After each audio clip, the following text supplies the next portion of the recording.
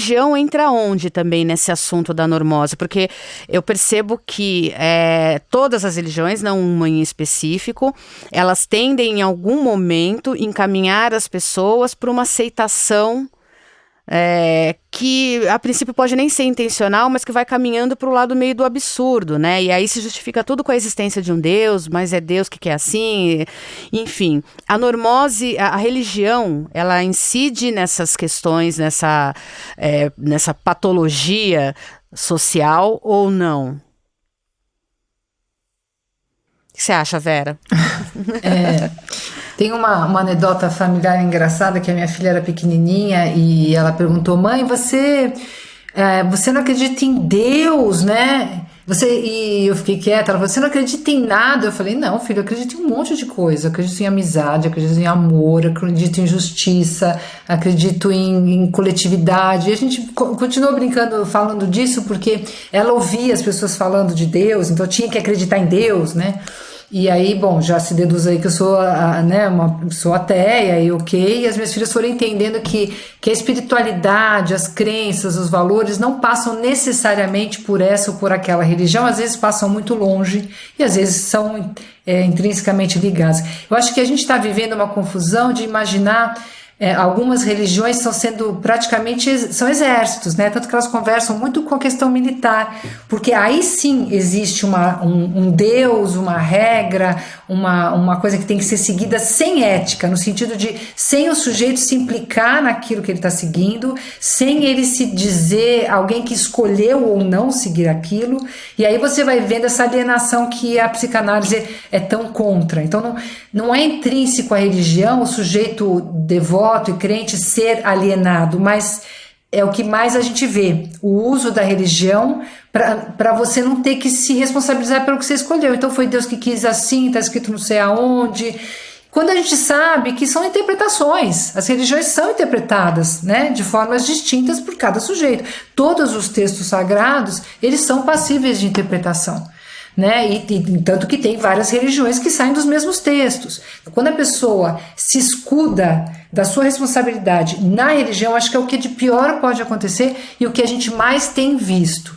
Agora, tem pessoas ligadas a religiões que não se eximem do seu lugar no mundo, da sua participação nessa história, né? Então eu vejo que as religiões têm sido usadas, e aí até perguntando aí para o Roberto, eu gostaria de ouvir o que ele fala nessa relação entre a religião, como ela pode ser a serviço da normose, né? Porque está aí toda uma crença colocada, escrita na pedra, que não pode ser criticada, não né, pode ser contestada, é aquilo. Exatamente. E acabou. Mas aí se a gente vai um pouquinho lá para a história, a gente tem o Martinho Lutero e tal, vem com uma transgressão num momento muito especial e tudo mais. Então, quer dizer, a religião ela tem ela pode ser um caminho de desarticulação da normose se ela for levada por esse lado, mas ela também pode estar servindo como uma espécie de medicalização também, de manter todo mundo ali, né, nessa loucura de achar que tudo pode continuar do jeito que está. É isso, Roberto? Então, eu concordo com a Vera que nesse momento a religião faz mais parte do problema do que da solução. É importante diferenciar religião de espiritualidade. Toda religião brota da espiritualidade. Eu diria que espiritualidade, na sua essência, é amor e na sua prática é solidariedade. E a religião é institucionalizada, então vem a instituição que brota desse movimento do amor e da compaixão, e por ser uma instituição de seres humanos, e nós sabemos que o poder corrompe, e o poder absoluto, como já disse alguém, corrompe absolutamente, acaba a instituição engessando o próprio movimento da espiritualidade. Nós podemos compreender a religião sempre de duas formas. Existe a religião esotérica com X, que é essa, literal. Existe a esotérica com S, que é simbólica, que necessita uma hermenêutica. Isso é algo totalmente diferente. Mas o que predomina nesse momento da normose é precisamente a institucionalização. Um amigo poeta em Brasília dizia: Deus é grátis, o guru cobra ingresso.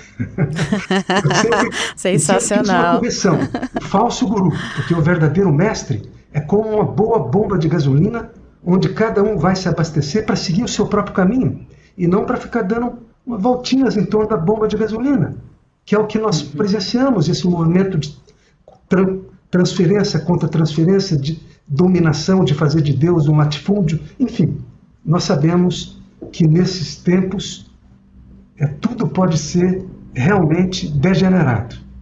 Mas, como você mesma disse, existe o autêntico, né? O meu ponto de fala é o da transdisciplinaridade, que na Unipaz nós exercitamos há 36 anos, colaborando com a Unesco, desde a Declaração de Veneza, que lançou a transdisciplinaridade, que é o diálogo da ciência com a filosofia, a arte e a tradição espiritual. Falando como Edgar Morin, em grandes linhas, é o encontro da ciência com a consciência. Eu diria que uma ciência sem consciência só pode continuar nos levando a um descaminho total. Agora, a consciência, ela precisa ser trabalhada. E a verdadeira espiritualidade é você se esvaziar. É o que a gente chama da tradição apofática. Quem realmente caminhou em trilhas iniciáticas nada sabe sobre Deus, nada fala sobre Deus. É a douta ignorância. A pessoa aprende a não saber.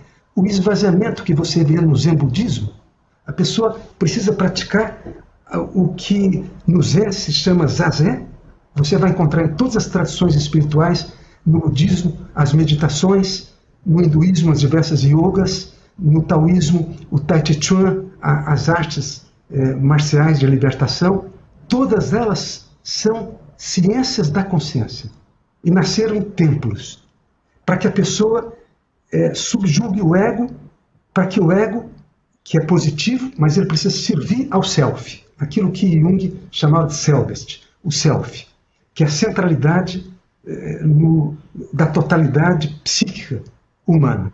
Então, esse é o sentido, eu diria que autêntico, de um encontro entre a ciência e a consciência. Hoje, eu diria que uma ciência desprovida de consciência é o que está nos levando a essa tecnologia formidável, triunfante, mas sem ética, sem coração, sem compaixão. Então, repetindo, a religião institucionalizada é mais parte do problema do que da solução. Agora, eu penso na espiritualidade laica. Se fala isso na França. O Betinho, por exemplo, que foi um amigo nosso, o Betinho, uma pessoa espiritualizada como o Betinho, pensa no Krishnamurti, que nunca praticou nenhuma religião, sempre abominou, inclusive, dizendo que a verdade não pode ser organizada. Ele é um ícone disso, que é a consciência, que é a presença. Eu chamo de ecologia da presença. É a pessoa ser capaz de agora. É a pessoa que chegou no seu centro, eu diria que no coração da sua própria consciência. Então, aí é um tema muito vasto, mas apenas para dizer que na transdisciplinaridade há muitas declarações da Unesco, do Clube de Roma, do Clube de Budapeste, que fala dessa importância, eu diria que essencial, da ciência se aliar à consciência, para que a gente possa então conhecer alguma coisa no século XXI que não é nem a ciência nem a religião do século XX. É algo, bom, eu sonho com esse mistério. É por ele que eu trabalho, é por ele que eu conspiro.